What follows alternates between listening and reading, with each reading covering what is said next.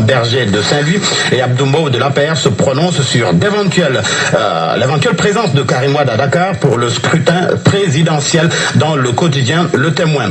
Un candidat à la présidentielle de 2019 qui tire sur le régime. Il s'agit de Boubacar Camara qui fait, selon Direct Info, le procès du maquis. Certains de ses propos sont à la une du journal. Je veux un Sénégal où nos dirigeants ne négocient pas assis. Je préconise la mise en place d'un État avec une meilleure capacité de collecte de recettes où le travailleur est renforcé dans ses avoirs financiers, prêts et post-retraite. Les femmes de Touba, pour gagner 250 francs CFA, sont obligées de décortiquer 19 kilos d'arachide, selon Boubacar Camara, qui déclare également que la gestion du Sénégal est catastrophique et enrobée de mensonges.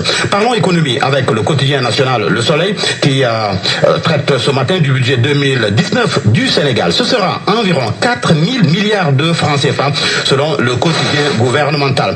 Le journal Le Quotidien, lui, s'intéresse à la décentralisation des opérations douanières.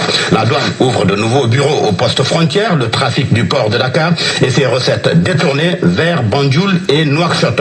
Le FONGIP intéresse le journal Source A, le FONGIP qui, selon mon confrère, meurt à l'âge de 5 ans. La raison, la structure est sans fonds pour garantir les porteurs de projets auprès des banques depuis 6 mois. Tribune, produits périmés, menace sur les petits commerçants, exonération fiscale, entre autres. Auchan se dédouane. Le directeur général de Auchan, Laurent Leclerc, confie au journal Tribune qu'il faut s'adapter à la nouvelle concurrence. Les conséquences des premières pluies dans certaines localités du Sénégal, c'est l'hécatombe au ranch de Doli dans le Djolof. Le journal Vox Populi nous apprend que 6354 bêtes décimées après la forte pluie de mercredi, confrontées à un problème de pâturage. Des vaches et des moutons ont péri à cause du froid occasionné par la pluie. Profitant de la situation, des commerçants véreux font passer le prix du sac d'aliments de bétail de 7 500 à 15 000 francs CFA. Débousselés, des éleveurs se débarrassent de leurs bêtes à vil prix dans les marchés hebdomadaires. Et l'on s'intéresse à la police. Le quotidien LAS nous apprend que Omar Mal ira à la retraite le 31 août. Conséquence, la course pour la DGPN, la direction du général de la police nationale, est ouverte. Les Échos qui s'intéressent à cette affaire d'extorsion de fonds présumés qui secoue la police. 4 policiers sous le coup d'une plainte. Le dossier entre les mains de la brigade prévôtale. Babacar Diagne, auteur de la plainte, arrêté vendredi selon le journal Les Échos qui revient sur l'élimination du Sénégal à la Coupe du Monde Russie 2018.